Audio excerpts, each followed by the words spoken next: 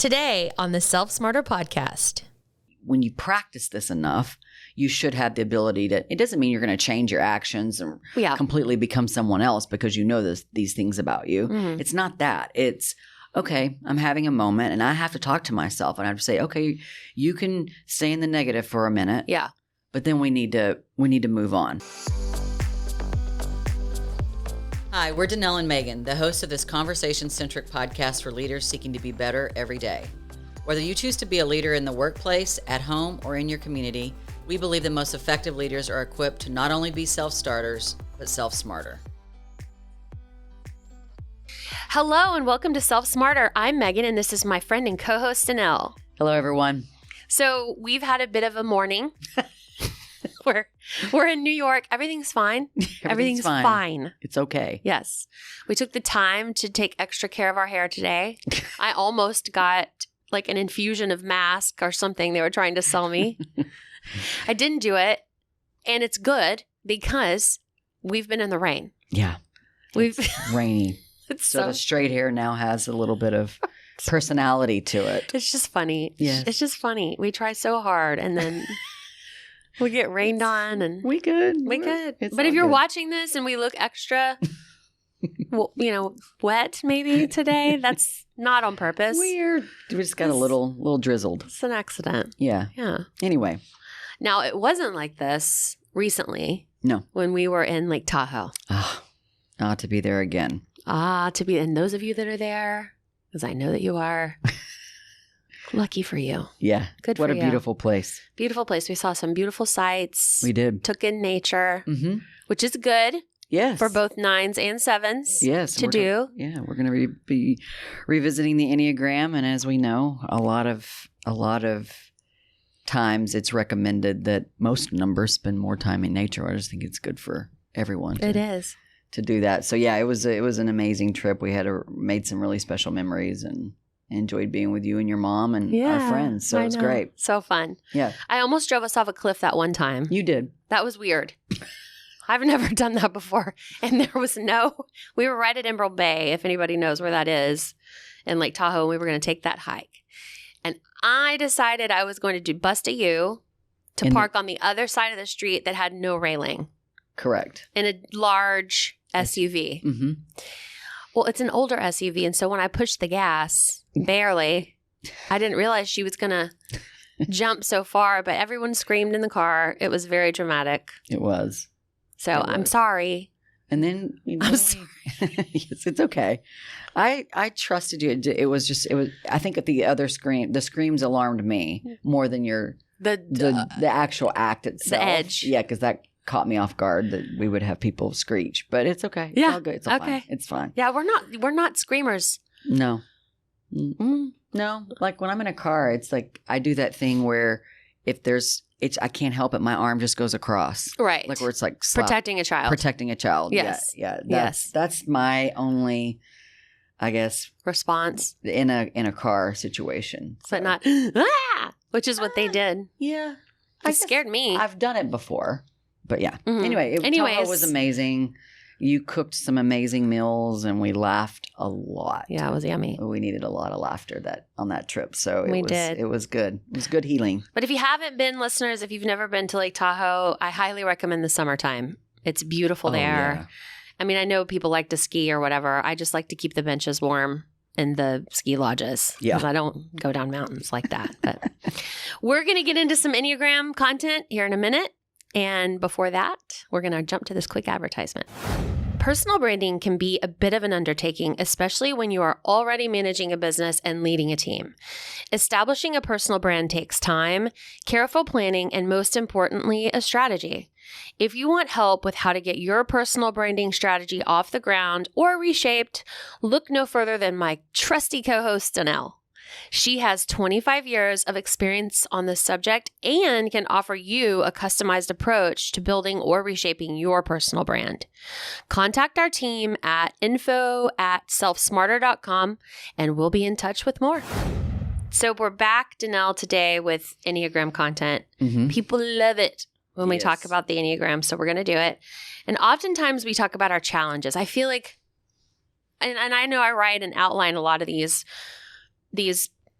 episodes, but what I want to do is turn it to more of a positive. I feel like we neglect the beauty in our personalities. We can tend to do that. So in this episode, we're going to uncover everyone's superpowers, and I like calling it that because it's really what it is, exceptional. Yes. And I know you're going to explain that. Why don't you tell us, talk to me about superpowers? Yeah, it's pretty straightforward, but when we say superpower, what we really mean is what we're going to cover today is by Enneagram type, what they are really good at doing, or how when they're showing up at their best, when they're in their most healthiest state. That's what we're going to talk about today, is all of our superpowers as it relates to our Enneagram numbers. And we really like this definition: is a superpower is a special or extraordinary ability that is greater than what is considered normal. So that's what we're going to cover today. And as we do with the Enneagram, we start with type 9 and we work our way through 8. So if you're looking at the Enneagram diagram, you know that 9's at the top at the 12 o'clock hour. So let's get started with type 9s, our beloved peacemakers. So the 9 superpowers are unselfishly supporting others, diplomacy, being democratic, building consensus, and being friendly. So friendly. And my dear co-host, who is a quintessential 9, I can honestly say I benefit from your superpowers on a regular basis, especially when it comes to unselfishly supporting. So I can tell you that I know that for sure. Drew is also a 9, so I just have some amazing 9s in my life, and you both are, and Jesse as well. Like we have Wanda. Like I think of all the 9s in our orbit on a regular basis, and I would say that I would consider you all pretty healthy because these superpowers are very evident. So, yay. Yeah. Thank you. Yeah. We don't always want to have on a smiling face, but we do. That's where the diplomacy and the democracy comes into play. Okay. Let's move on to type 1, the reformer. So type 1 superpowers are, no surprise here, being ethical and responsible, wanting to do the right thing in every specific circumstance, working hard to improve things and get the details right, quality control, creating process and structures, specifically those that improve productivity, and making significant, well-intentioned efforts. I love that. And I would say this is true for all the ones in our life. Yeah, for sure. Do you see this ones of yourself? We'd love to hear back from you. Moving on to type 2, our beloved helpers. The type 2 superpowers are energetically supporting others, empathetic understanding in others' feelings, needs, and experiences. They're very service-oriented. They have fun, and they absolutely can lift a mood, and they're very good at that. Their superpower lies in orchestrating positive experiences and connections to please others. And they certainly appreciate what's best in others. And they do a really good job of communicating that about other people. So they love to be loved. You know, I think about when we stood up and spoke in September of last year, and I said out loud on the stage, and I have nightmares about this, I said, 2s are my favorite. Everyone's my favorite. I love a 2. Yeah. I love a 2 for these reasons. Love. Yeah. They fill you up. What we have to realize is that they need to be filled back up too. That's right. We can't let them, Can't let them go. Yeah. All right. Let's talk about type 3, the achiever. The 3's superpowers are setting and meeting goals, competing to win, being the best at whatever it is that they do, projecting an image of success and competence so they look good in every context. And they work hard to get the job done. And they inspire others to drive results. And I love that. I think these last 2, the working hard to get the job done and inspiring others to drive for results, that is truly a superpower in a team. Yes. Unequivocally. Absolutely. All right. Moving on to the type 4, the individualists. So their superpowers are artistic impulse and aesthetic sensibility. I thought that was interesting. They are emotionally intuitive. They have a large capacity for depth of feeling. They also possess the courage to be authentic, and their last superpower is sensitivity to the status of human connections in their lives. So very sensitive about others in their lives. So that's where they draw a lot of energy, is by being emotionally in tune with themselves and others. and raising a potential 4 because it's not set in stone yet. But this is his second highest number, my son. He's 16. Mm-hmm. Tied, well, almost a tie between a 1 and a 4. Mm-hmm. I see this in him big time. Okay. Like when I'm listening to you describe that, oof, this is all very true. So, and I love it about him. Mm-hmm. That's why it's a superpowers. Yes. All right. Let's talk about type 5, the investigator. Type 5 superpowers are gathering and evaluating information, being an objective analyst, which I love. Mm-hmm. We need those.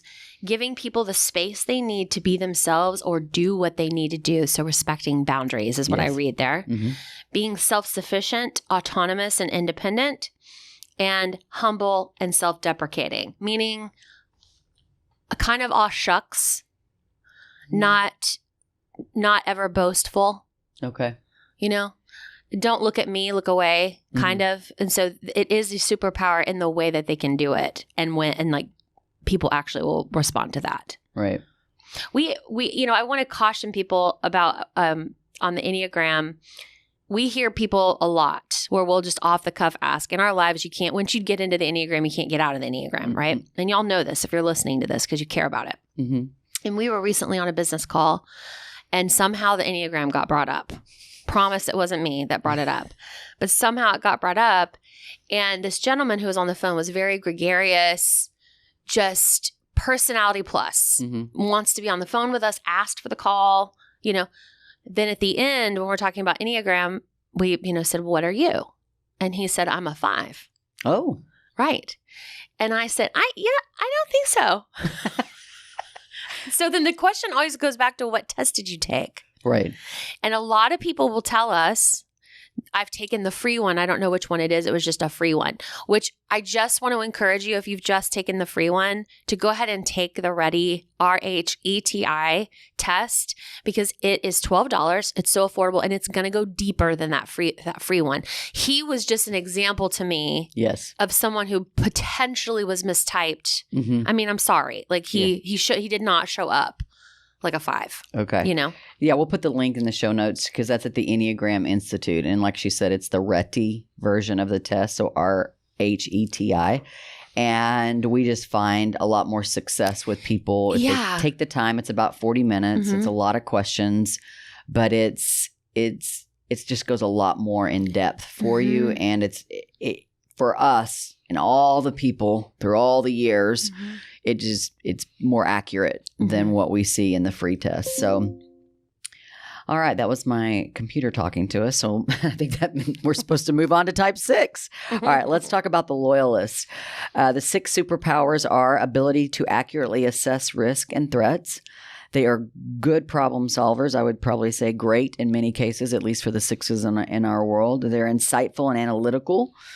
They possess the ability to be precise and to have attention to process, which I greatly admire. Mm-hmm. And they, of course, their superpowers are loyalty and reliability. 1,000%. And that is the case for the 6s in our world. I think the challenge for us as leaders of 6s, I noticed this both at home and at work with our 6s, is to respect and realize when these gifts and these superpowers are present. Like sometimes I'm not going to lie, and they know it. Everybody that's a 6 in my life knows. Sometimes it's annoying when a 6 will go straight to the worst case scenario. Right? It's like, what? Like, how did you even get there? Like, can we talk about the positive, because I'm a 9. And so I want to talk about that, and so, but I think if we can recognize that as a superpower, it's like flipping the script on what we find annoying potentially. I don't know if that's the right word, but just like, but then be like, okay, so they're sensing a risk. That's what I'm hearing. Yes, that is 100% a superpower. Yep. And again, as a 7, my 6 wing is something I have to keep in check, but I do think it serves me well. It does. But when I don't allow it to paralyze me. Right. Because, in my role in life and in the business, I have to think about all the potential outcomes. Gosh. And sometimes I can just sit with the negative for a while. So, but when I'm healthy in assessing something, it can be a superpower because it's like I've given myself the opportunity to think through it. Yes. So it's preparedness. Yes. Sixes, do you find yourself stuck? Oh boy, that was a big thing that you said to me just now. Like that I get stuck. That is it. That is what sixes do if they're too much on themselves. And again, we're going to talk about, the other side. The other side of superpowers here in a minute. But it's all of this is an exercise most of the time. Why this is so beneficial is that it's an exercise in consciousness. Yeah.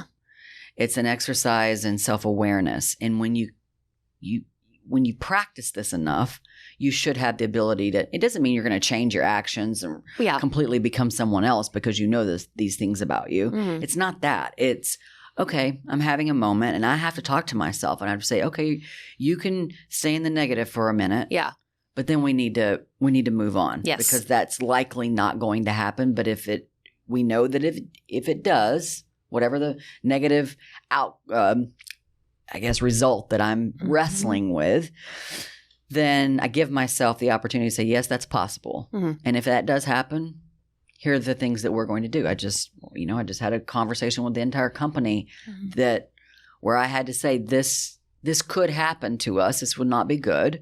But if it does, these are the things we're going to do. But right now, we're going to focus on what we can do, and we're going to move this thing forward. So anyway, I kind of went down a rabbit hole there. That's okay. You're an enthusiast, which is perfect segue to type 7.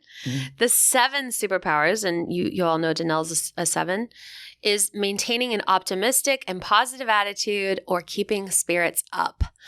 I would say that is 100% true, and you do that for others. Okay. I don't know that it doesn't specify that, but I say for others because I think you could be dying on the inside, but like me, you're going to make it okay for everybody else.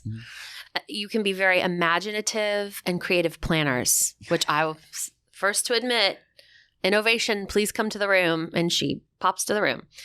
You celebrate successes. That's a wonderful superpower. You're fast-paced, which I think is good because it keeps tempo up for people.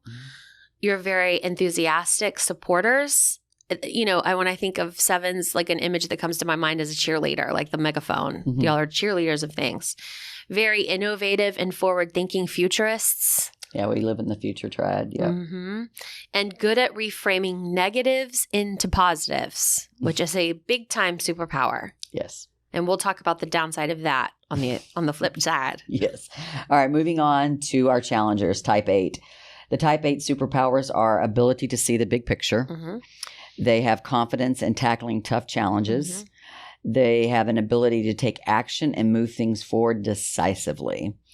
And they're good at mentoring and empowering people. And they're confident in approaching conflict. So I would say that's true for the 8s in our lives. Yeah, what's hard about leading an 8 as a 9, and probably for a 7 as well, leading 8s, we have multiple, is they are so convicted. Yes. And before they even come to the table, they've already decided. Yeah. When I want to talk around decisions and make sure we're making a group discussion or group thought, like let's get other ideas in the mix. Let's I think they're beyond that. They're like, okay, can we just move forward? That's hard for me as a 9, and they know it, Yeah.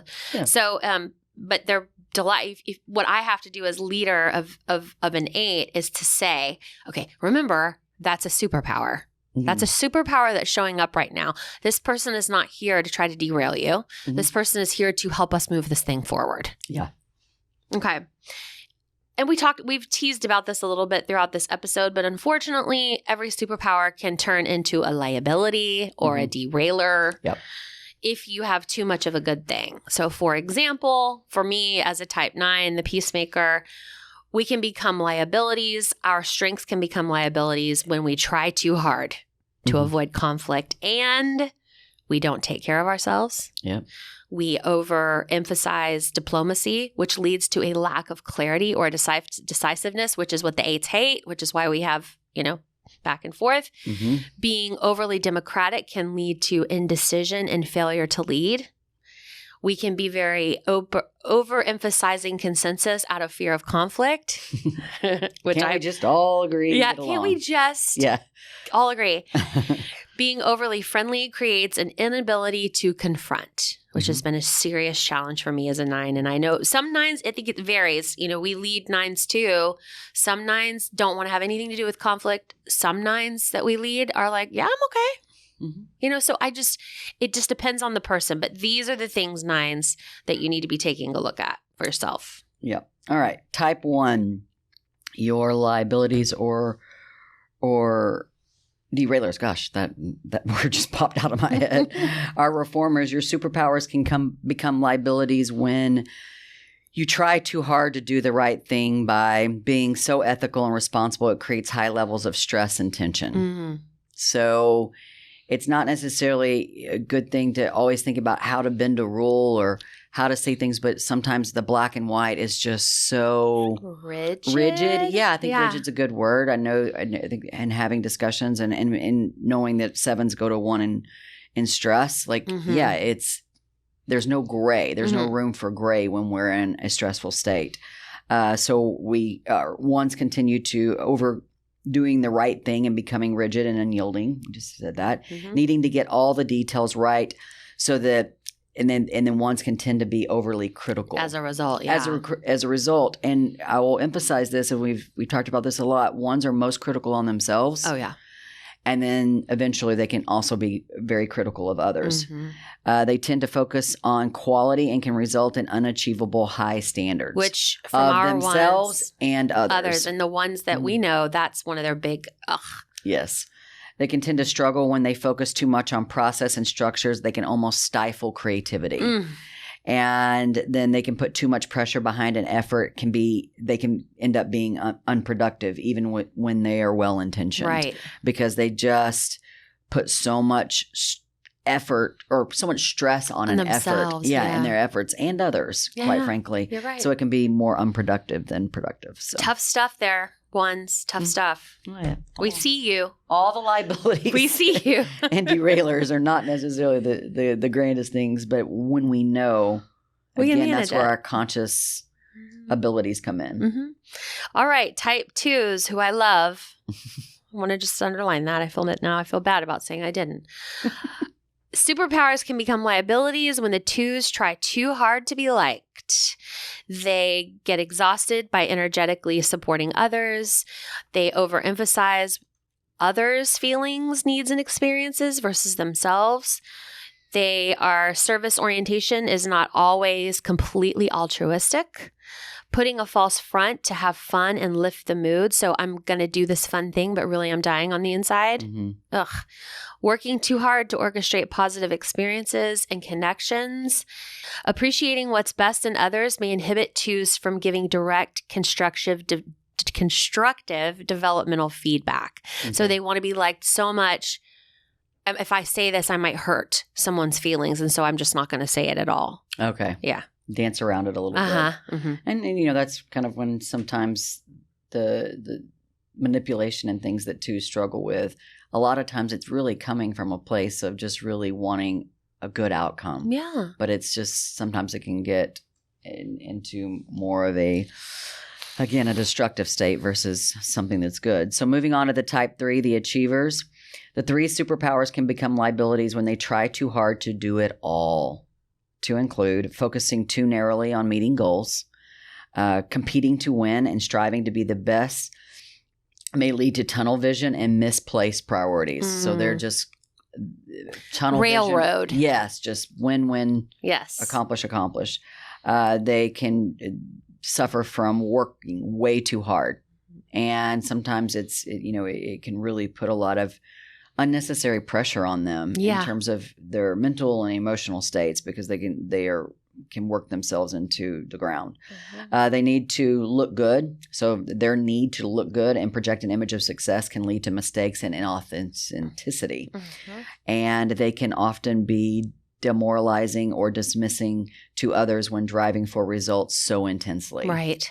So a person can feel a bit hollowed if working with a 3 who's really not in a healthy position because it's all about the win. It's all about accomplishing. And sometimes, the human aspect of it can get overlooked. So that's what 3s have to really pay attention to. Yeah. And I mean, just again, for the listeners, this stuff is true. It's 100% true. As a 9, I'm thinking, is this hard for people to hear? I'm sure people know these things, but is it hard to hear? Yeah, probably. Is it good to hear? Yes, absolutely. Yeah, because it's manageable things, Yeah. Self-awareness. What precedes self-awareness? We talk about a lot of self-knowledge. Yeah. So when we just know how we're wired, we have the ability to, again, lean into those superpowers and try to curb the liabilities. Yeah. Be conscious of them. That's right. Okay. Type 4 superpowers become liabilities when they take being real and seeking a life less ordinary too far with their tendency to be too insistent on a specific artistic aesthetic, their intolerance of others, emotional avoidance. They can overwhelm or alienate others by expressing too much depth or feeling, almost like scaring people away a little bit. And they can have a tendency to push for more authenticity than others are ready for. Okay. And then finally, they can be very oversensitive to the status of human connections, which you talked about earlier. Like they're very concerned about their connections with humans. Yes. So no, if I get overly, that's not good. Right. All right. Type 5, the investigators. So type 5 superpowers can become liabilities when they try too hard to know it all or go at it alone. So we know this about 5s. They love to be in solo mode. And so they struggle when they prioritize information over people, when they're too narrowly focused on intellectual understanding and vision, when they overvalue objectivity and undervalue emotional data. When they are overly detached and independent when working with others, they can, find themselves in a position of struggle. When they are humble and self-deprecating to the point of disappearing. Oh. Yeah. So they like to be, like I said, the autonomy. Solo. Yeah. And autonomy is, and again, 7s go to 5 in growth. So it's time to now for you to hunker down and dive deep into a subject, dive deep into planning, dive deep into something. And because I just naturally do things by committee and with people, but there are times where, again, truly understanding a 5, the solo journey can be a good thing. But I think for people who are 5s, it's their dominant number. They can stay in that solo position, whether they're in their mind or literally their physical being. So, and it can, that's not always the best, especially when you're working with teams or part of a team. Yeah, absolutely. Okay. Type 6, their superpowers become liabilities when they can't help but look for trouble around the corner. And they have a tendency to focus too much on risks and threats. When good problem solvers become problem seekers. That's a trouble. They're susceptible to analysis paralysis, which we were talking about earlier, that paralysis. Can I move anything forward? Their precision and attention to process, leaving little room for flexibility. So a little bit like the ones there. And then slow to develop loyalty and reliability because they have a hard time trusting others, which for me is one of the questions I will always ask back as a leader to a 6. Do you trust me? Yeah. Yes. Okay. Do you trust that I would hire someone, if they're talking about themselves, that would let all of this fail? No, I wouldn't. Well, you're that person, right? Yeah. Right. Yeah. Do you trust yourself? Yeah. Yeah. Absolutely. All right. Type 7's the enthusiast. I see that you flipped these around, so we're reading our own numbers. So yay, fun. I would have preferred to focus on the superpowers. Anyway, our superpowers can become liabilities when we try too hard to make everything okay. We do this by avoiding negative data to maintain optimism. We can lose touch with realities of implementation when creating imaginative visions. So that's definitely something I've struggled with, is getting things done. I think people who work with me, if I can just spend a lot of time conjuring up ideas, And so sometimes it's time to get to work, which is why I love the ones in my life who help me do that. Their tenacity is appreciated. We can also get derailed when our fast pace may lead to superficial solutions and inattention to the details. So we can... You don't want to talk about the details. No, we just want to solve things pretty quick. Overly enthusiastic as avoidance. So we can throw confetti when we should be sitting down and probably listening or taking notes. Innovative thinking and future focus can work against being grounded in the present. I can see that in work, and I can also see that in my personal life, is that I have to work on presence, because future is what comes natural to me. And I think in some ways it's good. In some ways it can be really it can be a liability, because I'm missing the opportunity to be present in a moment, because my mind just future trips is what it does.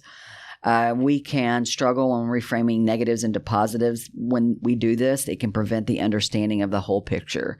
So we try to make everything rosy, then we miss the opportunity for, like you said, to shape the truest version of really what's going on. That's right. Yeah. And then we can, I laugh at this, when we can celebrate success prematurely. So again, sometimes cheerleaders don't necessarily get the timing right, but that's our sevens. All these things are so good. What I'm hearing is the pain. I don't want to call it pain. I'm sure it is tumultuous for all of us to go through these things, like to understand our derailers or our liabilities. They're hurtful, and they're to ourselves. Yeah. They're to ourselves. Are you saying they're hurtful to hear, or they're just, when we're not aware of them, they can be hurtful? Like literally, like if I'm not aware of it and I'm avoiding my liabilities, I'm hurting in the process. Instead of me being aware of it and managing that, when that hurt starts to simmer up. Yeah. You know, I'm listening to you talk about these things. Overly enthusiastic as avoidance. That means you're aware that you're avoiding. Oh yeah. Yeah. You practice this stuff enough, you work on yourself enough, then you do become aware very quickly of when you're in those moments. Right. And hopefully you surround yourself with people who also know you and also care enough about this. And that's when we all become stronger, when we can help each other in a moment of when we're derailed. And we can point it out to each other and help each other through it. So totally. Okay. Type 8, last but not least, the challenger. Type 8's superpowers can become liabilities when they don't know their own strength. In seeing the big picture, they may neglect details. So much like the 7, which makes sense that there's a wing there. Overconfidence can create more challenges. So I'm coming into this conversation like we're talking about railroading. This is the decision, and we haven't heard everybody else. That's just an example. They have an inability to moderate intensity when they act decisively. They don't realize, and we see that. And then they're surprised if I say something or anybody says something. They're like, what? Oh. Okay. Overdoing their own power can disempower other people. Yeah. And readiness to confront or control may create unnecessary conflict. Yeah. So all of this, again, the awareness around it is to just help yourself and help others be around you. Yeah. For these things that could potentially be liabilities. Right. So Danelle, what would you say you know for sure about our superpowers? Yeah, I mean, no matter how we frame it, and I think, you've laid this out well for us to go through our superpowers, to talk about our liabilities, as I do think we should focus on both, because we can quickly turn a liability into a superpower. We can lean in both ways. Both ways. And so I think that's important. So I like the way you've shaped this episode. But no matter how it's framed, the reality is that we all have the superpowers and the liabilities, and we should be considering those in our daily lives, and certainly, with those that we're leading or being led by. So I think it's that consciousness you're talking about. It is consciousness. And the idea is to not be perfect. Yeah. It's to be human and wrestle through the realities of who we are in order to make ourselves better for the future. I think that's the key, is let's lean into this versus ignoring it. Right. And I think that for those who choose to do so, I know that, there's a lot of things that help me in my daily walk, my daily life. Therapy is certainly one of them, but this is something that I can do on my own or with others in my life, is to understand myself better and understand the total part of that. So I know for sure when we do that, we are going to show up in better in all the roles of our life. We're going to show up in a better, healthier way. And it's just interesting when I see, the folks that I see struggle with this stuff, struggle with this information about themselves. And believe me, we've been there. It wasn't fun reading about at first it was fun reading about the 7 when we first took this test 8-9 years ago, however long that was. I loved the first page. Exactly. That's when you get into the rest of it. I was like, oh no, because it was so accurate. Like they know me. And my heart and mind was already so opened because we took the Enneagram after I got the 26% approval rating. And I think back on that time, and it was like I could have continued to ignore this stuff. And I could just focus more on what I would consider the skills of leadership. So how I communicate. So we use the DISC. It's a great one. Or strength finders. I could have focused just on those things. Yeah. But the difference with the Enneagram, it's how we're internally wired and where our hopes, our desires, and our fears lie. And when we know that, to me, obviously, we're huge proponents of the Enneagram, right? And we have, I don't know, this might be episode 7 or 8, where we've talked about different aspects of leadership and life as it relates to the 9 Enneagram numbers. And so when I think through that, I feel so encouraged, even when you're reading something that's a little bit more difficult, when you're studying the liabilities or your derailers, what I find encouraging is I'm very aware of it all now. Yes. That doesn't mean I don't trip over those liabilities on a regular basis. I do. You feel them. But I don't sit in that space as long as I once did when I was unaware. Right. So that's the difference. Well, that's what I know for sure. Okay. Good stuff. What I love about it is this information is helpful in terms of, you said, to make us better in the future. And when you say future, what I think you mean is like today. Oh, yeah. In a future meeting. If you hear this episode and you hear something about yourself and then you want to apply something you've heard here in a meeting this afternoon or in a meeting tomorrow, like whatever, try it. Yeah. Use this information. I think that's a great point, Meg, is that, I think this is a good exercise if you say, you sit down with people on your team or people that you're working with and say, hey, I know this to be true about my derailers or liabilities or superpowers. I'd like to know, do you see this in me? I think that would be a really great dialogue to have with not just someone you're leading, but even all your relationships in your life. I think these are great prompts. Yes. For getting input on how others are relating to you. Yes. And also conversely, how what they may be tripped up with. That's right. So love it. All okay. Right. Let's talk about music. Yay. All right. We've had some great music released lately. And I think today, and I know I'm not going to get a bunch of pushback from you on this, is that we both shared songs that we're listening to right now. And on repeat. And that's what happens, right? Like something new comes out, it's fresh, it gets stuck in your head, and then we listen to it 100 times until we don't. Yes. So what are you doing that with? Oh, by far the number one song that I'm listening to, and I would encourage, I think everyone it should be mandatory that this song be listened to on a regular basis, but it's Dear Insecurity by Brandy Clark and Brandy Carlile. Okay. Yeah. So. And we talked about Brandy. Clark in the previous episode. We think she's been around for a long time as a writer and behind the scenes, and now she's just really starting to push forward with her own. The album is Brandy Clark. Yeah. But the song Dear Insecurity, they're talking about something that we all share.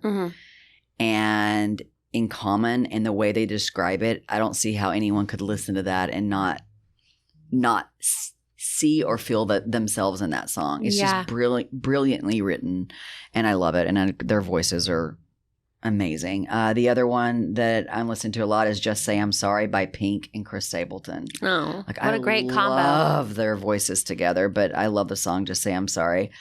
And then 1,000 Miles by Miley, Cyrus, and Brandy, Carlile. I love that song. And through further research, I found out that Miley wrote that song about, I think it's a friend or someone in her life that had committed suicide. Oh. And so it was just her recovering from that knowledge. Ugh. So, yeah. But it's still beautifully written, and you wouldn't know that necessarily, but I just love to know the story behind the music. Yeah. Okay. Well, those are my 3. Okay. I'm going to say that mine are, I'm being very, and you know this, indoctrinated, baptized, call it whatever you call it, into Kendrick Lamar's music. Mm-hmm. Thanks to my 16-year-old son. Yes. And there's this one song he sings. It's called Love. And it is so good. And at first, when you first hear it, you won't probably like go, oh, this is the most epic song I've ever heard, which is what Cooper would say. But you might go, oh, that's catchy. And then you're craving it like a piece of chocolate. Oh. It's so good. It's so good. And now me and my best friends, we all love it. Okay. I made y'all listen to it in Tahoe. Mm-hmm. Because it's just an earworm. And then at the end of, I don't know if y'all, I'm not going to spoil anything about Ted Lasso for those of you who have not watched the most recent season, but I am going to tell you this. At the end of the second to last episode, okay, the song Home by Brandy Carlile starts playing. And I mean, like, I can barely talk about it without crying. Yeah. We played this one in Tahoe as well, and my friend, one of our friends, was there, and she goes, "Isn't this a Diana Ross song?" And the answer is yes. The answer is yes. She knew it, and of course she did. It's from The Wiz. The Wiz. Yes, but please listen to Brandy's version or Diana Ross's version. It's just a beautiful song, and the lyrics are just tremendous. Mm-hmm. But Brandy's version is new. That's why I added it to this list. And then this is not new at all by any stretch of the imagination, but anything Paula Abdul. Really? I swear, to the point, yes, to the point where Aaron said the other day in the car, I go, what do you want to listen to? And he goes, anything but Paula Abdul, please. Like, it's getting weird. Okay, wow. Yeah. You get something stuck. It is stuck. Well, I'm glad when we got ready this morning, it was Casey and not Paula, but. Listen, I'm going to bump it up to this afternoon. Oh, great. I can't wait. I'm telling you, it makes me want to dance. All right. Y'all, thank you so much for joining us today, even though we're in New York City, which all that means is I feel like we're far away, but we're not because y'all are everywhere. We're just here in New York, but we're glad that you're here. With us. Remember, we'll have some links in the show notes for you and just good information. We hope that you'll share our podcast with a friend, especially someone who you know is starting the Enneagram journey or looking to dive in deeper. This is a good one. And until next week, we send you another week with grateful hearts. Goodbye, everyone. As always, you can connect with us on Instagram and Facebook at Self Smarter Podcasts. You can also leave a rating or review if you enjoyed what you heard today. Not only does this mean so much to us, but it also helps other leaders and future leaders find our community. Thank you for taking time out of your day to join us in becoming self-smarter. This podcast is produced by Snacks Media, and music is from a free platform. Well, that is until Brandy Carlile reaches out to us to write the original score for our podcast. Friends, have a great rest of your day.